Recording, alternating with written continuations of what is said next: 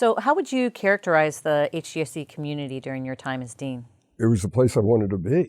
I mean, the faculty were smart. They were interested in the real world. The students were committed to trying to make a better world. There was a lot of interest not only in education, but issues of inequality.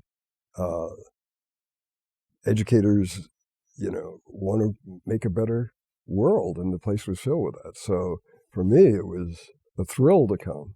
And, there were times when certain groups had different ideas about what we ought to be doing, but that's natural. But it's such a lively, vibrant, committed set of people with a sense of purpose. So, God, it's like being in heaven. Did you miss teaching? I did miss teaching.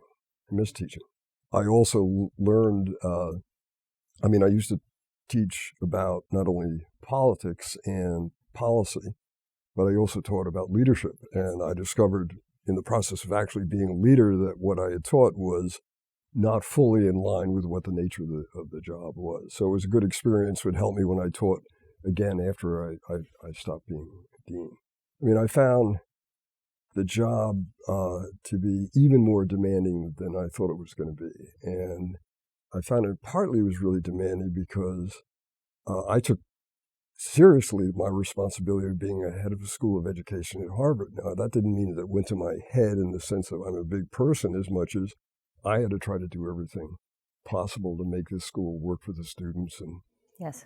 Was it a sense of responsibility? I think a sense of responsibility that I didn't fully feel. I felt a sense of responsibility as associate dean, but as associate dean, there was somebody else who had, so I was responsibility. I also found that, the nature of work, I think, in education is about kids. A lot of it's about kids, even though we're a step removed from kids. But people have a lot of emotional feelings about kids and what ought to be done. And so there's a lot of passion at the School of Education. There are a lot of very strong feelings.